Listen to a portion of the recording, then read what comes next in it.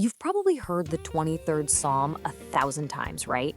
It's often seen as this beautiful piece of spiritual comfort. But what if it's more than that? What if it's actually a practical blueprint, a step-by-step guide for building the capacity for real, lasting wealth? Today, we're going to look at this ancient text in a totally new light. So, right off the bat, let's get one thing straight. This isn't about asking for a bigger house or a nicer car. The whole idea here is that you first have to build the internal structure, the vessel, if you will, that can actually contain abundance. I mean, without the right container, any blessing, any wealth, it just leaks right through your fingers. So, how do we even begin to build this vessel? Well, the psalm gives us the first step. Stage 1 is all about getting to still waters. This is the absolute foundation.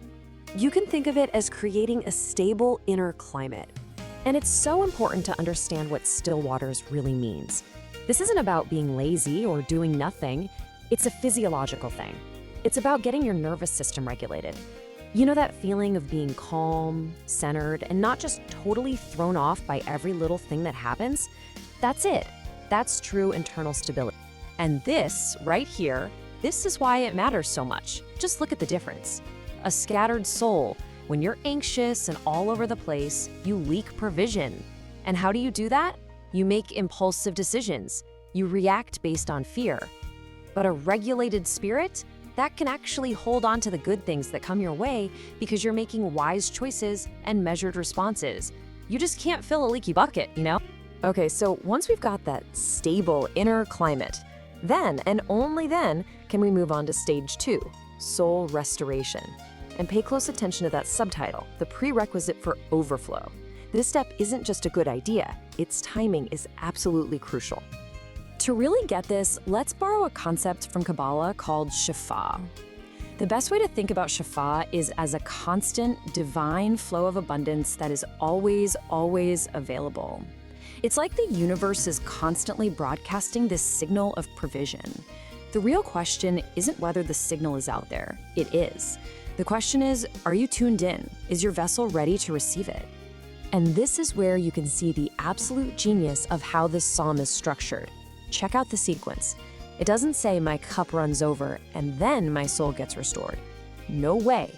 It's the other way around. Step 1 is he restores my soul. Only after that happens can step 2, my cup runs over, even be possible. So here's the bottom line.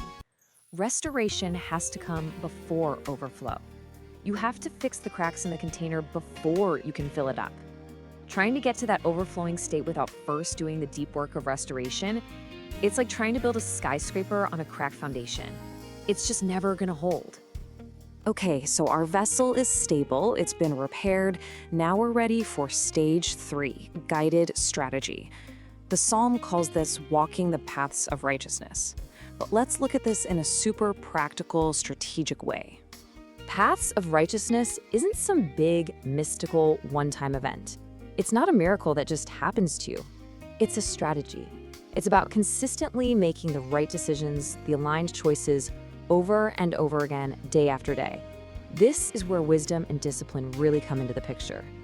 And hey, this idea is backed up all over the place. Proverbs puts it perfectly. This kind of blessing brings wealth without all that painful toil. You know that feeling of grinding and struggling and forcing things? That's what happens when you're out of alignment. But when your vessel is ready and you're on the right path, that divine flow, that Shefa, it comes without all that exhausting effort.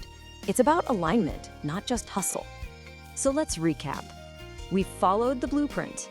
Our inner container is stable. Thanks to the still waters, it's been restored.